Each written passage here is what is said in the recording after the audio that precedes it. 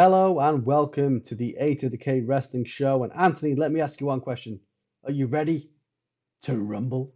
Oh, that's right. This week, Yes. segment 3, we are going to be going to the movies. That's right. It's A2theK at the movies, where we are going to be discussing the cult hit phenomenon, at least for us Yeah. anyway. Well, Ready to rumble? get your comfy chair, grab your popcorn, jump on over to Amazon Prime, which is the only place I could fucking find it, and let's let go us through this film, shall Let us we? rule you and prepare to be crowned as we talk through, obviously, Ready to Rumble. The premise of the movie, if you are not familiar with it, is effectively two slacker wrestling fans are devastated by the ousting of their favorite character by an unscrupulous promoter. That is a great brief summary there, Carl. That was just off the top of my head, that as well. I I didn't. love it. I love it. Yeah. So, obviously, Carl, we both have a massive affinity for this film, right? Mm-hmm. And I think largely due to the fact that, especially when we were kids, you know, we probably, I don't want to say identified with them, but because we weren't exactly slackers, we were kids, so we didn't have jobs. But I think we both identified with this whole massive fan thing and getting massively invested in wrestling. And, like this whole thing is almost like something out of a teenager's fan fiction in some senses, and that's not a bad thing, like in a good way, where it's like, yeah, and then we helped bring our favorite wrestler like back into the like the top title scene after his like being screwed over, and obviously we grew up with like things like the sort of the whole Bret Hart incident and the screw job and all that. So you look at the story and you go, well, essentially this guy's screwed over, hits rock bottom, and these guys, his biggest fans, to come and save the day for him. So, like for me, the story I think was on point, despite it getting so critically panned. I actually think it was a really good way of executing it when you were trying to make a film for the fans. Do you know what, as well? I think it's such an interesting point to call out the screw job because essentially that's what a lot of this movie hinges upon. Because in the movie, the main character, Jimmy the King, who's played by Oliver Platt, is effectively screwed over by the establishment. So it's a guy called Titus who probably should have been Eric Bischoff, but we'll come on to that at Well, some point. yeah, we will Um, come on to that. I was going to say there's a reason it's not. yeah, We'll talk about that. well, effectively, the main bulk of the storyline is a wrestler who gets screwed over by the promoter, similar to the screw job, and the fans are just really unhappy by it. And so instead of settling, they, you know, go down, they track down Jimmy King, and find out that, because these are guys who don't understand what kayfabe is, they believe wrestling is fully a real thing, and they soon come to discover that Jimmy King is not a king at all, and he is just a guy who, doesn't have much money, making ends meet, living in a trailer, and is just being Yeah, fired by the WCW. So, yeah. And these are guys who like they read his autobiographies or whatever, so they believe every word of that is gospel. mhm. So when they find out that he's not perfect and like he stole like I believe the RV from his mum and dad and he wasn't this loving father and so on like that, they find it hard to believe because they're so deep into the sort of the story and the kayfabe of Jimmy the King, not the person. And that's the funny thing. Like I actually think it was really well plotted out as a story. As much as like I'm not gonna act like this is like a piece of art or anything. I get why people panic, and the humor in it is quite lowbrow at times. But actually, as far as story goes, I think this was really well constructed. Yeah, honestly, I agree, and I think obviously we were gonna, in terms of the structure of this, we don't really have anything scripted as such, but we're gonna talk about our favorite bits, the worst bits, any kind of little known facts, and then how it kind of holds up today. But I think the point you just made then around, how he came across and stuff like that, that is almost one of my favorite bits, and it's not something we've like written down or something, but there was a part in that movie where obviously they do track him down, they get to his trailer, and they're speaking to Jimmy King and he's bullshitting them like he's done all his life. He's bullshitting everybody, and he's like, his wife left him, and his kids in a wheelchair and all this kind of stuff. And obviously, these two guys have gone around and met his whole family to try and track him down. And it's when they're like, no, no, Yeah, you know, and your son's not in a wheelchair anymore either. It's like exactly. It's like just yeah, praise Jesus, praise the Lord, and it's and like all of his blessings. all of his blessings. Now fuck off. It's like, you know, straight I away will you say, know who he I is. Like I was actually really impressed with Oliver Platt, and it's one thing I wanted to talk to you about.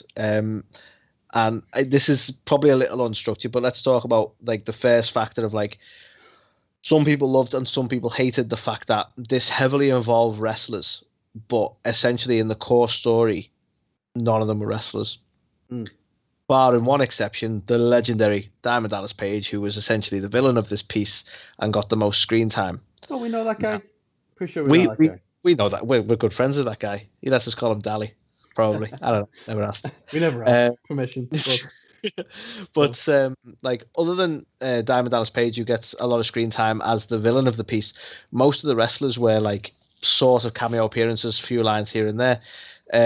But I know that from what I've read, some people took umbrage to the fact that like the hero wasn't a wrestler; it was Oliver Platt.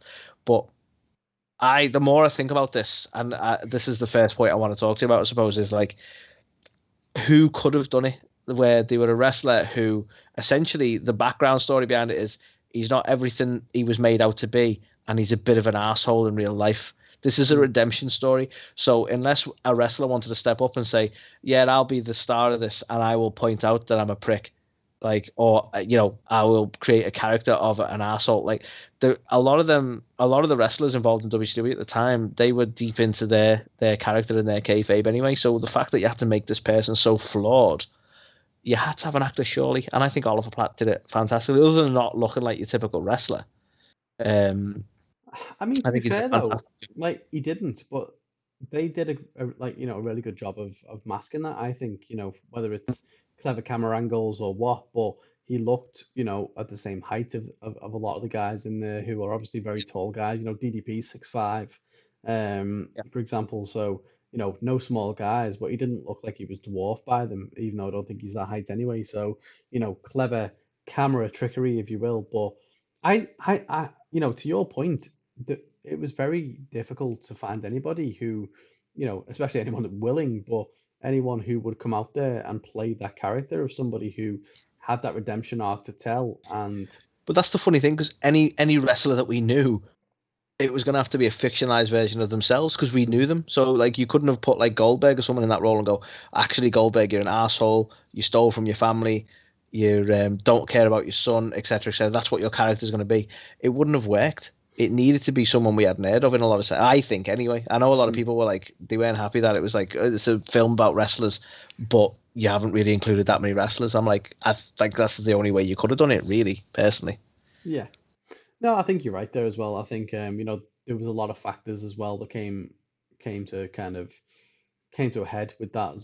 I know Bischoff, obviously, but again, we'll talk about that without going through all the worst bits right now. But um, he was basically responsible for saying who was available to star in the film and who wasn't. And, Mm. there was a lot of stuff going on at that time where there were less people available potentially. But I think if we kick off the segment with, maybe recounting some of our favorite moments, for me, I Yeah. have to No. start Yeah. off. Reasons we love it.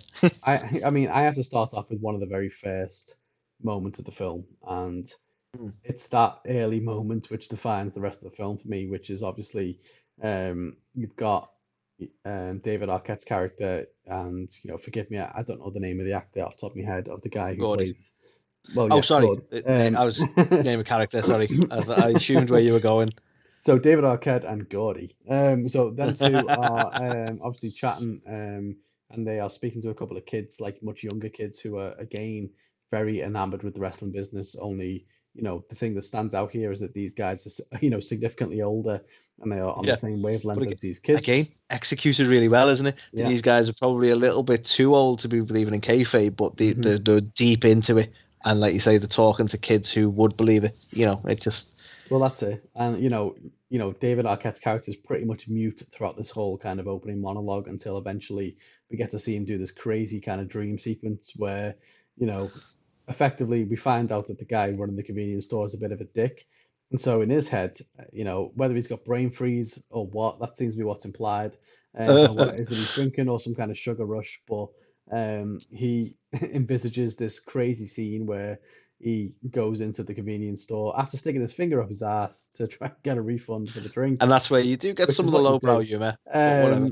but he goes into that convenience store and starts up a fight effectively with the guy running the store, and that's where Macho Man Savage is in there, and yeah, it's a wonderful opening I that kind of fucking sets the tone. that right. If you're a wrestling fan, right, and this film opens with this dream sequence where the Macho Man Randy Savage is in a convenience store kicking the shit out of someone, how can you not love this film from the off?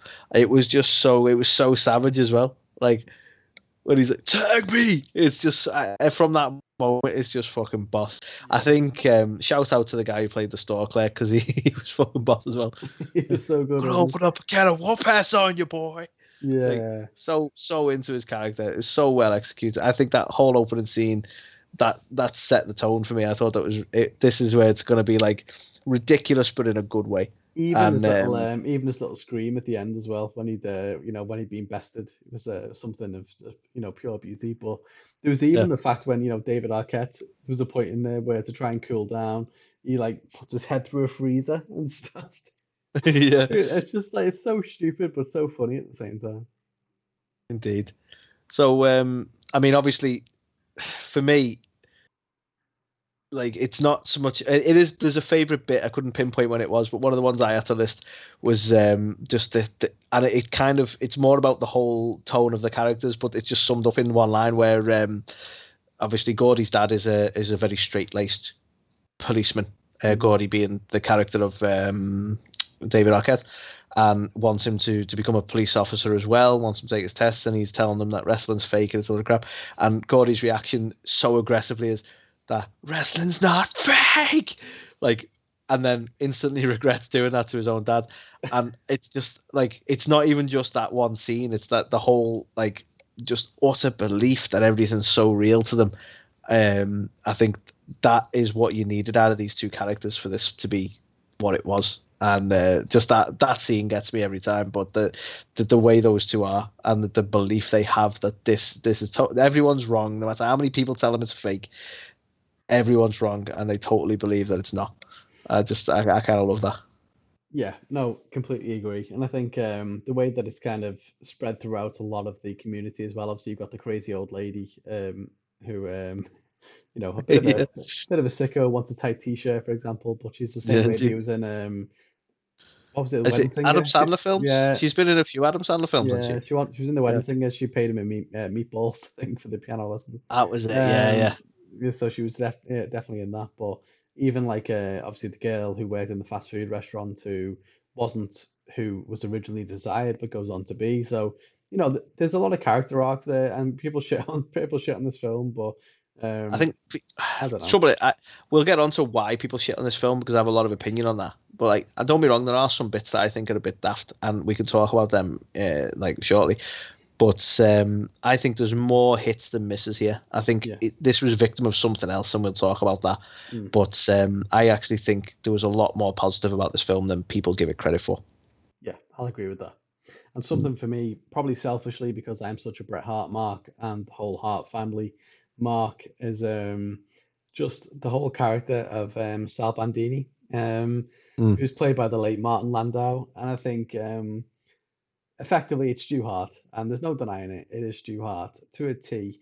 He's a guy who enjoys getting people, stretching the fuck out of them, making them break. And it's just an all-around psychopath, and it's everything you love to see because What did you make of?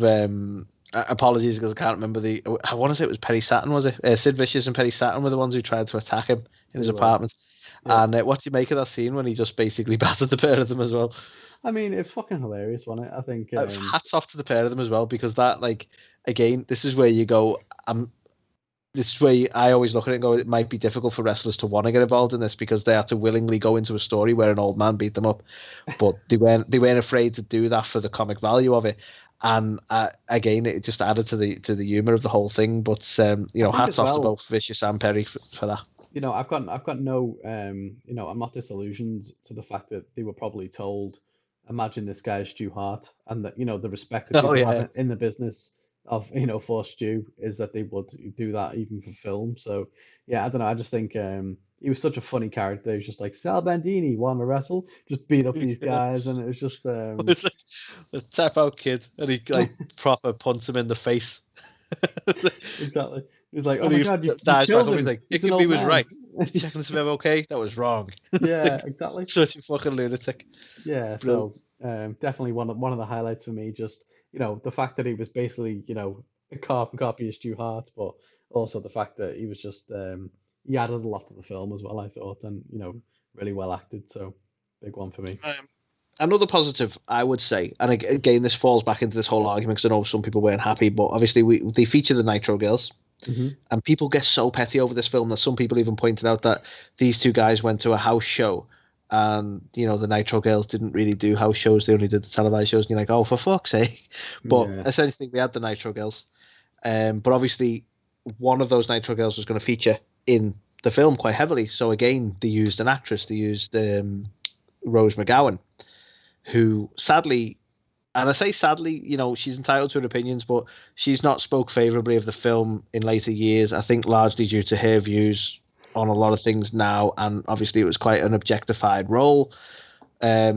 I don't know if an experience on the set was necessarily bad. I've heard a lot of people speak about their experience on the set as being a lot of fun, actually.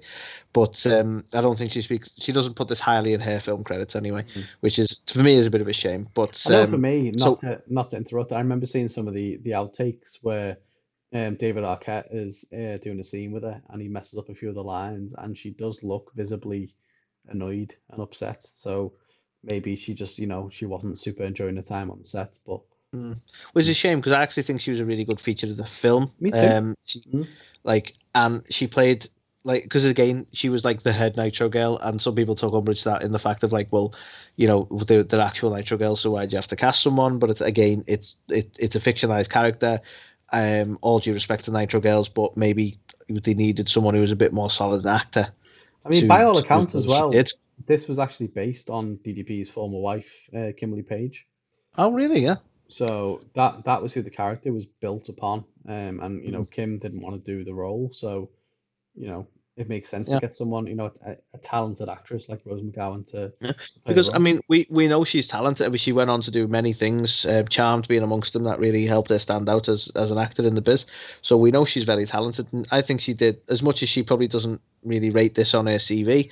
I think she did. Sorry, what do they call them in America? A resume. Um, I think I think she did a really good job, and obviously she had to play this love interest slash almost villain character towards the end. No spoilers, sorry. And again, well executed. I think she was a good feature of the role. Obviously, when we were teenage boys watching this, we probably both fancied the hell out of her, which was definitely a winning factor. But you know what? Yeah, I have to again another favorite bit of the film. I think her character was played really well. Yeah, I will agree with that. And there was, a couple of things that I particularly enjoyed about her role, and them being the foreign objects. Um, and Uh, so obviously there is a scene in there where it's just so fucking so silly and so stupid, but obviously Sinclair has put Rose McGowan's character. I think she's called Shay. Is she called Shay? Am I making that up? Um, trying to remember. I can't head remember. head Nitro Girl, Rose McGowan. Anyway, he's put her up to the task of trying to get Gordy, who's played by David Arquette, to effectively stop Jimmy King from going after the DDP and causing this whole thing. So she's going out there in under false pretenses potentially, and so David Arquette has fallen for her. And so we get the scene where she's kind of throwing herself at him, and him just being an absolute fucking idiot who doesn't know what to do with girls. Um, we begin to see that he he sees when she's like, show me what you got, he starts doing wrestling moves on her and stuff. Like actual And legit wrestling moves. he's like, that's a snapmare. And he's like, snapmare off the phone. And she's like, ugh. And so all that kind of stuff happens. And eventually she gets him into the bedroom, takes the top off. And obviously the appropriate response is for him to go, foreign objects, and punch her right in the face. And it's something which, It's just so daft again. Like I would like to you say, you so have to embrace how over the top this film is. I would like to say, as a 32-year-old man, I've grown out of it, but I watched this again very recently, and I still thought it was fucking hilarious. So I'll hold my hands Um, up. That's all I can say. I didn't want to interrupt your flow. Sasha, a character was called. Right. Okay. Sasha. Hmm. Yeah. So those are just a few of the highlights, and we can talk about the whole film. Obviously, overall, it's a redemption arc. It's Jimmy King getting back on top, essentially. So we have obviously scenes where, and again, this is where people talk about lowbrow humor, but he attacks Diamond Dallas Page backstage. They have a scene where DDP ends up hitting into a porta potty and coming out with toilet roll hanging from his tights and stuff like that. So there's some elements of quite literally toilet humor in there. Sets themselves up for the main event, if you will, or the climax of the film in this triple cage match. Go into an element of recruiting various different wrestlers, and this is when we get the bulk of our cameos, Carl. So obviously we see scenes which, again, when we're kids, we'll mark out on. You probably even mark out on him on a level now, but he's approaching people like Goldberg in the gym and stuff like that. So we get a lot of fun scenes in that sense, and culminates into this final main event, if you will, of this triple cage match between Jimmy King and Diamond Dallas Page. While we're talking about a sort of overall of the story on favorite bits, shout out to DDP, who honestly could have had a career in acting for me. I think he played the villain role really well, and I think he tries to put his all into everything he does, and he was heavily involved in a lot of the plot points, as I understand it as well. But I think he was a real great asset to the film. Like, you genuinely hate his character, and that's exactly what they wanted you to do. And he's awesome in the film, to be fair. Yeah.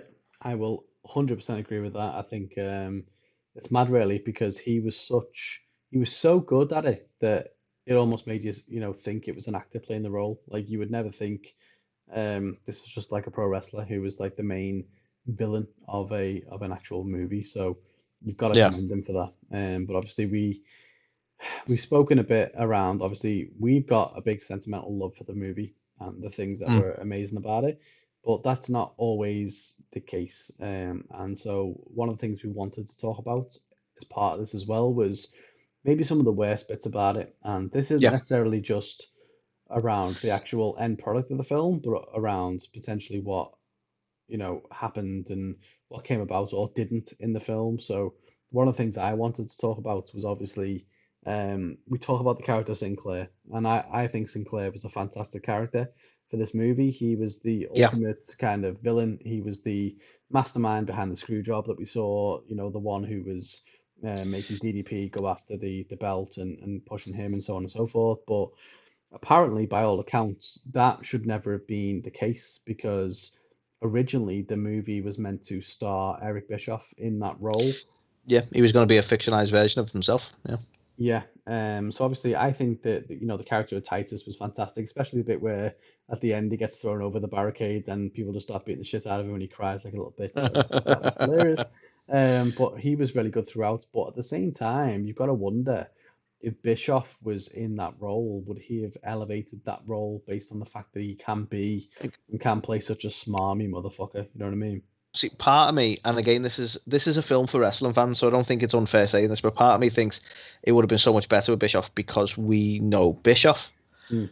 Like, so you need that kind of history there. But I think most people, and this is probably one of the things that we need to moan about in terms of worst bits, is like the target audience was a factor, and I'll talk about that some more. But I honestly think it would have been better with Bischoff. I do agree.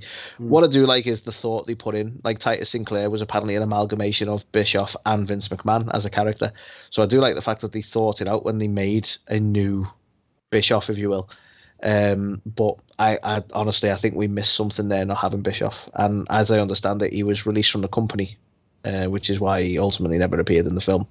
Mm. So it's almost a what could have been in some senses had he not have been removed from WCW at the time. I mean, one of the worst bits for me, and I've talked about it before, like, there's a lot of sensible reasons for some of this, like, in terms of, like, your main characters, in terms of Jimmy the King, and in terms of Rose McGowan and so on like that. But I do think there was a distinct lack of wrestler involvement, and I think that is definitely a factor for wrestling fans. I know a lot of casual fans probably won't have cared too much, but, like, the drop a load in at the beginning of the film when Jimmy the King first gets betrayed. We see, like, the likes of Bam Bam Bigelow and Rey Mysterio, young Rey Mysterio without a mask on, actually. All various people like that coming out to the ring and betraying Jimmy King. So you do get to see a lot of wrestlers, but in terms of actual like cameo appearances and lines, there's not a lot of involvement. We see notably like Randy Savage, Goldberg, and Sting off the top of my head who actually get some speaking lines, but there's not a great deal there. DDP being the exception, being the villain of the piece.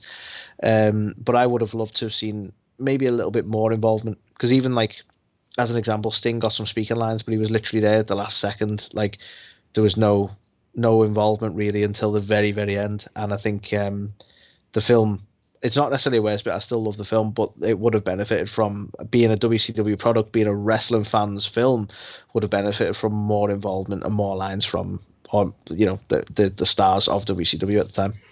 Yeah, definitely. I think the fact that the whole of the NWO just didn't make an appearance at all kind of spoke Yeah, volumes around, you know, that whole kind of thing because they had a massive part to play. Getting Hogan in the film, for example, would have sold a lot yeah. more potentially. Hogan would have sold it all day. As much as obviously I've got my opinions on Hogan as a wrestler. There's no denying that man sells. hmm No, that's true.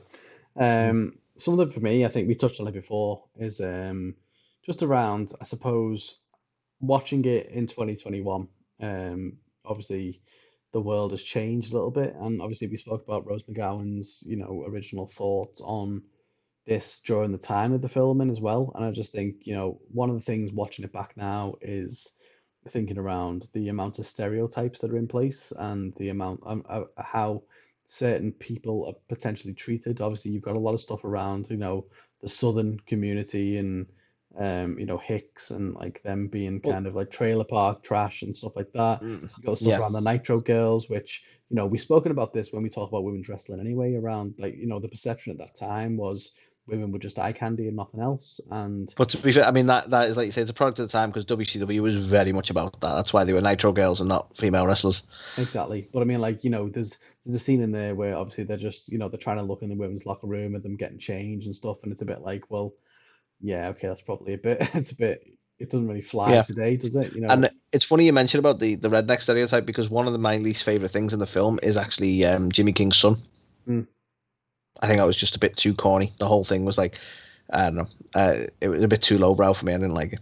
I mean, even his wife as well. I think obviously she's played by a very fantastic actress, who from like Sabrina fame is like one of the main Of main course, yeah, reasons I know her. But like the fact that oh, he gave her crabs and stuff like that, and she's just like there, just like in leopard pants and yeah, scratching herself and stuff. It's a bit like yeah, it's over the top, yeah, isn't it? yeah. No, I'd agree. And there are a few elements that, like, honestly, if they'd have edited them out, wouldn't have meant much to me. And like the nuns Mm. bit. Like, I actually didn't mind the whole scene where they hitchhike with the nuns and they get them singing Van Halen. It's like, haha. But then when it's like, they just make this stupid joke afterwards. It's like, oh, did you fart in the van? And he's like, no, I thought you did. And it's like, oh, it turns out the nuns were farting in the van. It's like, Mm. ha, ha. Like Yeah. that joke after, if they'd have edited just that joke out and still had the scene where they hitchhike with them, I'd have been fine with it. But just little bits like that was like, maybe someone could have polished the script up a little bit. Um, and what I want to talk about, Carl, certainly lastly for me in terms of the worst bits, and this is not necessarily a worst bit, but something that I honestly I ponder it so much that I think maybe it would have been better in that sense. So to sort of go back onto the plot, we have this. The plot is a little bit messy in the sense of like Jimmy King gets betrayed at the beginning of it, right? So he's in the ring, he's wrestling with DDP, they're having a bit of banter, and it's clearly scripted and kayfabe, and they don't really hate each other because they're like instructing each other. So he's like, "Oh, hip toss" and so on like that, and then suddenly Diamond Dallas Page attacks him. So then it goes into like, okay, so you have it was kayfabe, now it's real, right? But then everyone else kind of gets involved and the whole thing becomes real. So it's like, okay, so everyone's willing to actually beat the guy up, even though that's not the case. And don't be wrong, I'm sure they were trying to hint towards stuff where we've had like in the past where, the APA clearly beat up like, who was the tag team? They came in from ECW that they just totally battered. and Public it Enemy. clearly was a Public Enemy. So I'm sure they were trying to maybe allude to some times when it has been more serious than kayfabe, but it got to a point where it was like these two fans totally believe it's real, and it wasn't. But then everything after the Jimmy the King bit and their involvement was totally 100% real. Triple cage match, doesn't matter, putting people's actual lives on the line, even though this is a scripted product and we're trying our best for safety. No, that's all gone out the window because these two guys fucking love wrestling.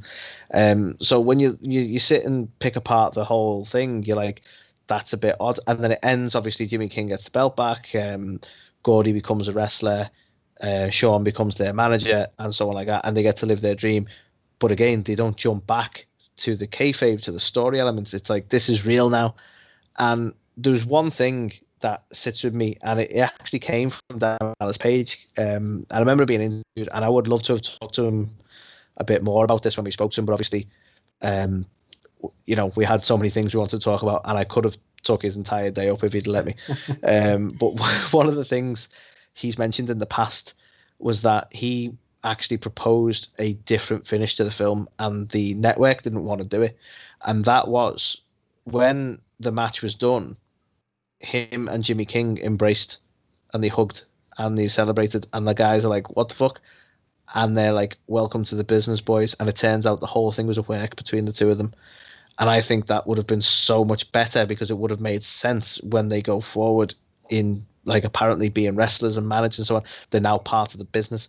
And from a network point of view, they didn't want to do it because it kind of broke kayfabe in a sense. But it didn't, because you already broke that at the beginning when you established that it was scripted.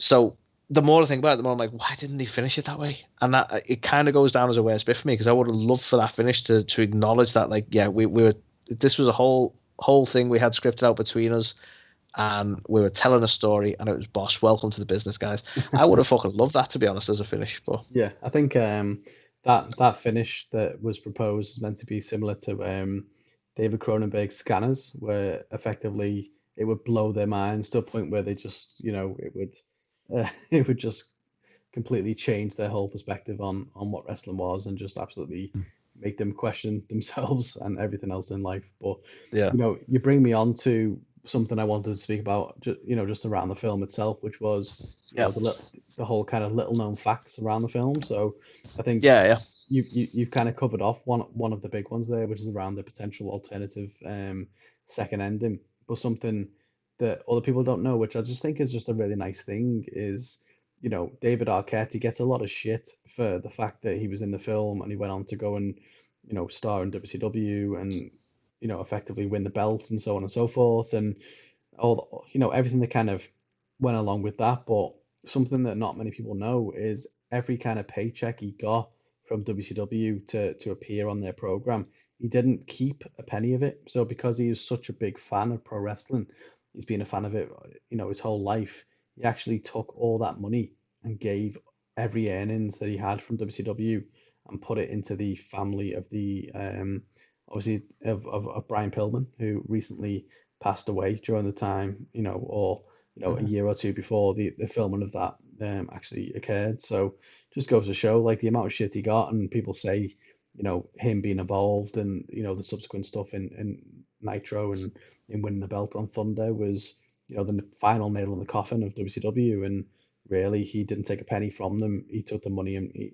donated it to Pillman, who, a lot of people know and respect and think that he was one of the shining stars of the wrestling business who that lost too soon. I honestly, this is one of the things that really pisses me off about people and this film, because this film, I think, gets panned so much more because they class it as the nail in the coffin for WCW. WCW fell apart due to some bad business decisions. This film was not the reason for that, nor was David Arquette winning the title. As much as you can dislike that, I'm not being funny. When you can look at the modern product now and you can have WWE having zombies involved to promote a film, but we can't have David Arquette in WCW without it ruining the company. This is not the fault of David Arquette. It's not the fault of this film. This film was a really good idea that, okay, could have been executed differently maybe, but I really resent when people call it the nail in the coffin for WCW. It was nowhere near that. It was I think the problem it had before we go on to the like going through some more of the fun facts, I think the problem it had overall was that they probably wanted to cater to a bigger audience than just wrestling fans. But this is a film for wrestling fans. And the reason I say that is because if you look at most people who critique this film, who review this film, they are film reviewers. They're looking at it as a film, Hmm. and they're not wrestling fans. And I think this is a film for wrestling. This is a film where you mark out because you see Randy Savage and you enjoy the ludicrous, over the top storylines that you would get in wrestling, funnily enough. And I think if you enjoy it as a wrestling fan, you'll enjoy it. You'll enjoy this film, no problem at all. I think the problem is when it goes beyond that. And let's bear in mind, this isn't owned by WWE or wasn't owned by WCW at the time. This is a Warner Brothers product. Warner Brothers Hmm. still own the rights to this film, and Warner Brothers were marketing this as a film that, like, anyone can watch. But I think this was a film you had to watch as a wrestling fan. I think if you weren't a wrestling fan, a lot of this was going to go over your head. Like, imagine watching this film, Carl, without being able to appreciate any of the sort of nods to like to Stu Hart and to like when you see Randy Savage and various bits like that. All those nods are gone out the window because you have no idea who these people are. Like a lot of this film was lost because of that. So you have to be a wrestling fan, preferably a WCW one, I suppose, at the time. But you have to be a wrestling fan to appreciate a lot of this. So I think for me, a lot of the critical panning it got was probably that, and I think a lot of the budgetary issue because it obviously made half of its budget back, I believe. But Hmm. again, I think that's because you've tried to put a film out there to the world, when in actual fact it was to a more of a niche audience, really. Yeah, it's a tough one, really. I think they knew that their fan base was dwindling, and they wanted to, recapture as many fans as they could. So it probably made sense at the time to try and do a film that was or that had a global appeal. But obviously, the way it The was trouble is, though, delivered, I don't. It's probably the only negative thing I will say, or the main negative thing I'll say about it is they didn't actually make a film that catered to everyone. no, That was more worldwide. They made a film for people who enjoyed wrestling, yeah. and this was probably if that's what they were going for and that's what they were trying, they failed. But Mhm. they still made a film I really enjoy and will continue to watch. Yeah, same. Um, so another little known fact for you, Anthony, about this film. Go on. So even in wrestling movies, you need stunt doubles. And did you know? I need Road Dogg again for this, but um, sound just like the little known fact of the week. But the Hurricane, Shane Helms, actually was the stunt double for David Arquette um, in this movie, which was surprising to me. Crazy. Yeah. Canyon, so Chris Canyon from WCW was Oliver Platt's stunt double, and I mean, who better than Canyon? You know, that was his little quote there, so I had to put that in. But Nice. I don't know. I just think it's mad to think that everybody in the film, even though they were pro wrestlers, had their own stunt doubles as well.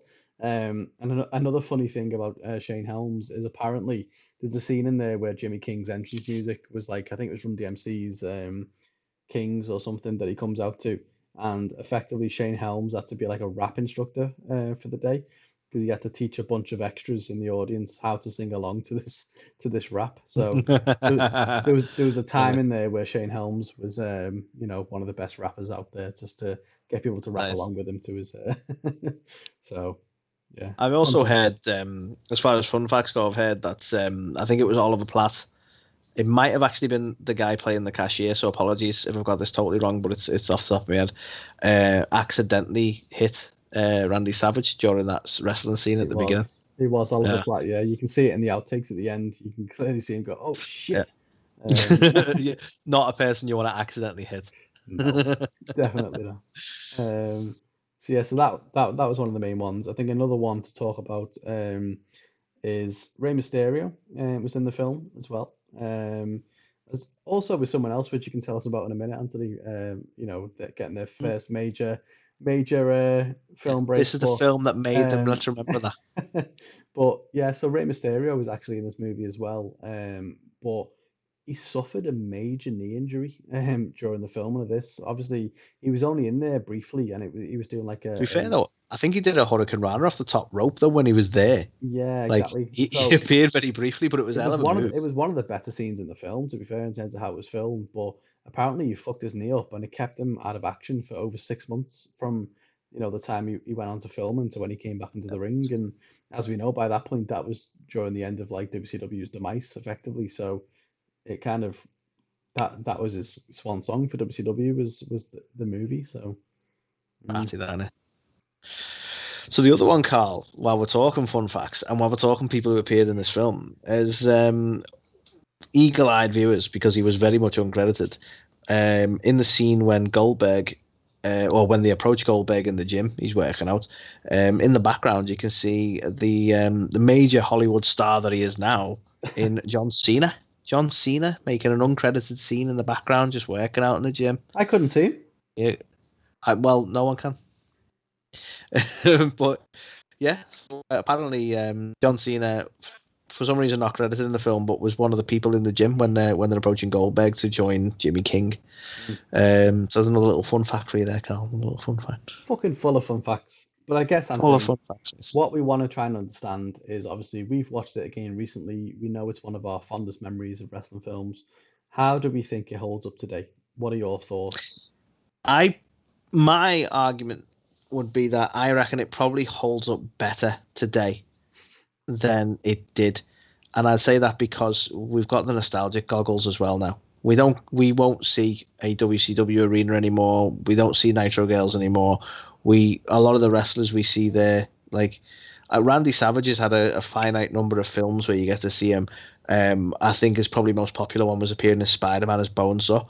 But this for me is like this was a legit like nice big scene at the beginning where he's having all right, it's like a goofy thing in a supermarket, but it was really fun.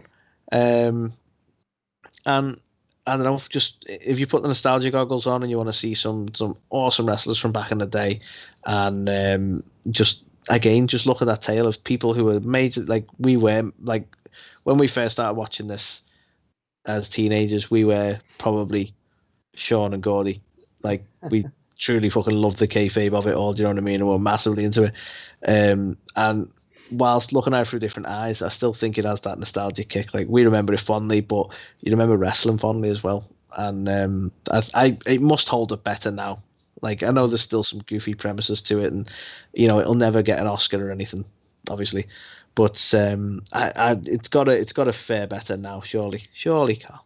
I mean, it has to, doesn't it? Like for me, the first time I watched this, I went to our local library and I rented this film as well as at the same time, I think it was either An Idiot's Guide to Pro Wrestling or Pro Wrestling for Dummies. It was one of them, and I was reading through that at the same time because obviously I was just so fascinated by the business and how it all worked and stuff like that. So for me, it was mad to see this film of you know what I watch on a weekly basis, just being part of this film and just seeing it all come to life on like a big screen DVD. But I think today it definitely has to hold up better than what it did because I don't feel like you can have as many cynics and smarks around the business at this point. And obviously the company didn't end up lasting, which is obviously a shame. But I think at the time people were like, as we said, it's the nail in the coffin and X, Y, Z. If you watch this film today for what it is, which is a bit of a silly kind of light-hearted comedy around pro wrestling, I think you will take a lot more from it in today's age of just appreciating it for a fun time. But obviously, if you do have that, old kind of nostalgic like part of you that has seen these guys before and understands the previous business, you're going to get even more from it. So it's one of them. I think in a very PC world that we live in today, where a lot of the things that happens in that movie isn't necessarily, appropriate in today's world. I think, there's elements of that which people may get offended by and may disagree with. I mean, but let's be honest. You need to watch it while you can because shit's getting cancelled left and right now. Well, yeah, I think like, not to digress. I'm subscribed to Disney Plus at the minute, Carl, right? And they have removed the first episode of season 3 of The Simpsons. And you're like, why is that? It's because it's the episode where Homer goes into a mental home and meets a guy who thinks he's Michael Jackson. Oh. So that's not PC enough, so it's been cancelled. And it's like, I'm all for like, if something's not right, don't do it. But at the same time, it's like, well, come on. Like, when do we stop removing stuff from history? Do you know what I mean? So yeah, watch it Mm. while you can, because probably gonna get removed off social media, off streaming platforms soon enough. Anyway, Yeah, I didn't know that, to be fair. That's yeah, it's I only considerably found out fucked today. That's why I'm bringing it up randomly in a wrestling podcast. up. I'm kind of pissed off about it. Yeah, I mean, Yeah. yeah, I'll agree with that, to be fair. But I don't know. I just think, yeah, if you go into watching this film knowing that it was filmed a while ago, and if you go into it with like an open mind and a light heart and just wanna, just want a enjoyable kind of light-hearted, silly comedy film to watch, and you happen to be a wrestling fan, I think you'd love it today because I watched it again recently for the first time in many years, and there was a load of elements in that film that I still thought was really funny and really liked. There were one or two moments where I was like, oh, okay, that was probably a bit bad at the time, Mm. but it's a different era now, and you're more aware of these things, and you will go, yeah, okay, that's not appropriate. Where at the time, all those years ago when it came out, you just didn't even think about them things. So, I don't think that should define this film. I think there's one or two And, minor things in here where you'd be like, okay, but on the whole, I think it's a really good film. It's and it's there's the thing, right? We say this, right? I'm a very petty man, right? There's a bit in this film that still bugs me, and I'll mention it. And this is such a minor thing that Carl probably hasn't even noticed, right? Bugs the fuck out of me, right? And this is why I want to stress this, because this is why I'm saying just enjoy the film for what it is, because you know if you want to nitpick and you want to pull it apart, you will be able to successfully. But it doesn't, if you go into that with that mindset, you will, right? But there's one scene in there, Carl, I need to mention, and that's when they get to the main event, which is a steel cage on top of a steel cage on top of another steel cage with the belt at the top. So the aim, what's the aim, Carl? You have to climb the cages and you have to get the belt. That's how you win, is it not? it is. Yep. Is there any other way to win that, Carl, Don't think other than so. getting the belt, Nope. right? So why, when they cut to Gordy's dad watching it in the police station, are they watching the match and going, pin him, pin him? Like, does fucking nothing if you pin him. It really bugs me. And it's such a stupid, petty little thing, but why are they chanting pin him? Yeah, There's fuck all. I get Don't pin that. him. Get the May belt. Maybe because they're not really wrestling fans and they just tuned it on, and again, it's that kind of stereotype of them just being Okay. like hicks and just being like, yeah, pin him, get the win. You But should yeah, I know don't what know. you're watching. You should know what the aim of the fucking match is. Stupid heads. He's a Anyway, pain man. such a minor Um, thing, but that bugs me. But my point being, if you want to nitpick it, you can, like I just mhm. did, over stupid minor petty things. But then you'll find that it's, you will be able to call it shit. But it's not. It's gold. Okay, so what would you say is your final word on this as a segment, as A to the K of the movies, reviewing Ready to Rumble? How do you want to wrap this up? I think as much as people can panic and as much as it wasn't a financial success, I think you've got to appreciate the fact that this was made with the best intentions and a lot of love in a lot of senses. David Arquette was a massive wrestling fan. Diamond Dallas Page is a massive wrestling, well, superstar, but also a wrestling fan. Everyone wanted to make the best thing they could. And I think you've got to appreciate the passion that went into it. And I think that's probably one of the last things I'd want to say on it. Do you know what? I cannot agree more with you. I think, you know, remove like the whole revenue from it, remove the original kind of critic response and even the audience response. I think just watch this film. If you're a wrestling fan, just watch it. It might feel dated to you, it might not, but it's just a silly comedy film that you can sit back, relax.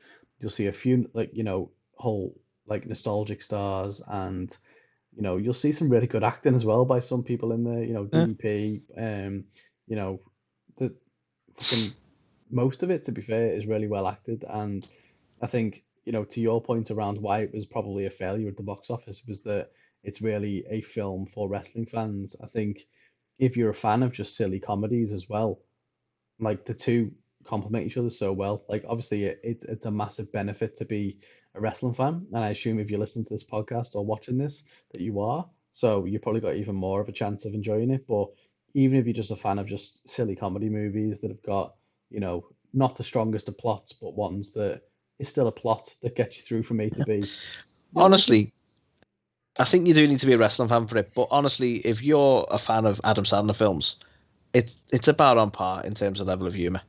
I mean, it's better than fucking some of the shit he's put out. Let's be honest, Jack and Yeah, Jill, for like, don't example. be wrong. Adam Sandler's had some class films like Wedding Singer is probably more thought out than some of his other films. But like this is like in terms of humor level, it's probably on par with the likes of Waterboy and stuff like that, isn't it? So like in terms of like if you enjoy a silly comedy like that, then that's the kind of thing. You know what I mean? That's how I look at it anyway. Yeah, but I think for us, I've bought it now. It's on my Prime library, so Nice.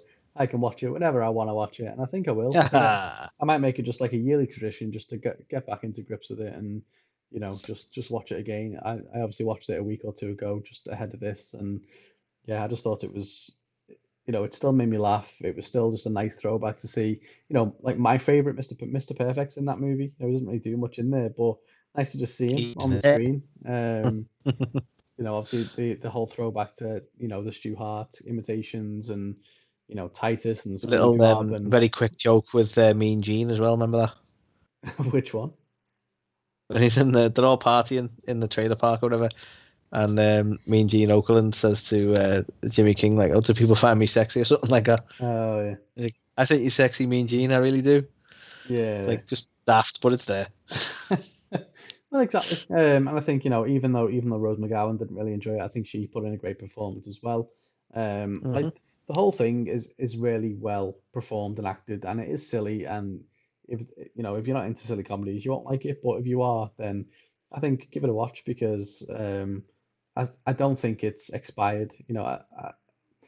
To say it stands the test of time, maybe an overreach, but I would say Mm. it still, to a degree, holds up today. If you're a wrestling fan, and we are, and therefore Again, I'm going to continue to quite a watch it. niche audience, but if you're in like your 30s and you remember WCW and you're a wrestling fan and you're still a wrestling fan, Hmm. you're probably gonna like this film on some level. Yeah, maybe, possibly. Maybe. Um, but we like it and we enjoy it. And this was A to the K at Goddamn the right. movies. And next Let time we're us at the know. movies, we're gonna cover The Longest Yard. Why not? Ah, fuck that shit. The I was Longest thinking Yard's ace. No, no, no. The Longest Yard's fucking brilliant. it's not a wrestling film. Fuck that. It It's got might loads of it might have wrestlers in Stone it. Cold in it. It might have Goldberg in it. It might The have Stone Cold, Goldberg, Kevin Nash was in there, I Kevin think. Nash was in there. He had the too much estrogen or something. Didn't he? Yeah, But I honestly think we should do the wrestler next. I think it's such a fucking good Great film. Khali was in it. He was. But we'll Hang on, see. hang In on. fact, More. Hang on. shut Go up on. your Sorry. face. Let's not us decide. Let's let anyone who watches this or listens to this decide. Tell us what we should do next. The fucking longest yard, or The, the the wrestler. wrestler, the wrestler will be a good Um, shout. It's like the Rocky of the wrestling world, isn't it? Let's be it honest. is. And to be fair, Marissa I Tomei, mean, there's not going to be a sequel, but sorry, go on. you know, don't care how old she was in that film, but it's nice. But no, good film. Really, really good film. Obviously, it made the likes of Roddy Piper cry of how realistic it was, and um, it's such a sad tale of people who, you know, you see on a, almost a weekly basis. At least before COVID, of these wrestlers who would be at these conventions, and some of them can't move, some of them can't just do anything, some of them are on like the last legs, and I mean, you we've mentioned it before, like how addictive the business seems to be because there's so many people who can't leave it, and this film just, not this film, sorry, The Wrestler, as a film just sort of epitomizes that inability to sort of walk away, yeah, and that addictive property it must have. And I think it's even more poignant given that like we very recently spoke to DDP, who's doing everything he can, I suppose, to help people with that. And yeah. DDP Yoga is helping people in terms of keeping them as mobile as possible and giving them as low impact exercise. But it's Hmm. also that mindset thing. I mean, look, the resurrection of Jake the Snake alone is like enough of a tale to go fuck that. Yeah. This works. I mean, But you know, even on unreal. the surface of it, like the sacrifices you make as a pro wrestler to try and stay big is crazy. You look at, in this film, Mickey Rourke's character makes a couple of $100, for per appearance, and all that's gone on him going on the sunbeds and him doing steroids, and all Mm. that kind of stuff. He doesn't see his Yeah, to daughter keep because that he has look. to be Yeah. on the road, and he's getting his hair done all the time, stuff like that. And it's mad when you think of what actually goes into maintaining these characters Yeah. and the impact it has, and it has had for a lot of wrestlers working on the road, 300 odd days a year of not seeing your Mm. kids and stuff. And Yeah. No, it's crazy. It seems to like really accurately point some things out there. Mm. Like one thing, it's not related to the film, but like it just shows you what wrestling's like. Is that again when we were speaking to DDP, and he mentioned about injury, and he said like he stressed injury rather than he doesn't want to say hurt because like I think he alluded like wrestlers are always hurt in some way, Mm. and like it's that kind of thing, isn't it? It's like you say, just it shows you how like almost normal it is in the business that like you're usually beat up in some way, and you know Yeah. like it's quite an unforgiving place really at times. I mean, speaking to Brian Clark, obviously Adam Bomb fame, Of course, he yeah, spoke about, there was times where, you know, you you're in that much pain, you're on the road that much, you just you have to take the pain pills, and you have to do this, that, and the other, and it's crazy yeah, to think about the life that you have to lead to you know to do this as a job. You yeah. know what I mean? So mm. Fuck it, you've convinced me, Carl. We'll do the wrestler as our next A2theK at the movies. You're quite right. That's it, fans. Fuck you, I win. I don't care if you want to listen to fucking The Longest Yard. I win. Longest Um, Yard's still a great film. it Back is a off, good man. film. We'll definitely cover it at some point. But that was A to the K at the movies. That was another week in the A2theK Wrestling Show. We spoke about the news, as we always do. We spoke about this week in wrestling, the good, the bad, the ugly, mostly all of that, raw, except for the good. And then we finished it off, taking a trip to the cinema to look back at one of our favorite wrestling films. Still coming down from the high that was the interview with DDP just less than a week ago. And if you haven't checked it out yet, please do, because he's a wonderful dude. He talks about a lot of the Mm. projects he's working on, and And look at um, it this way, guys. We're not going to stop talking about it until you watch it. So get it out of the way. fucking watch it. I will share it with all of you.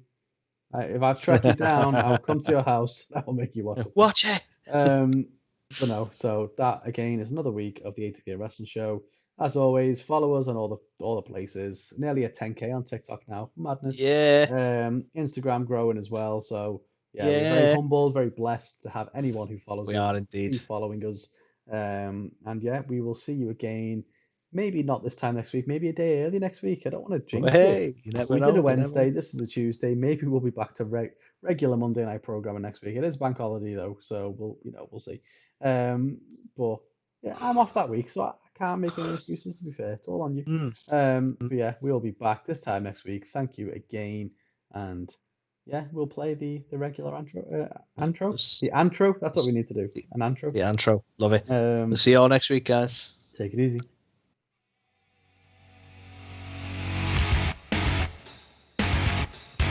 You're watching or listening to A to the K. The A to the K. A to the K. A to the K. A to the K. A to the K. These guys are awesome. Check it out. Check it out. Change your life. You'll be thanking me later.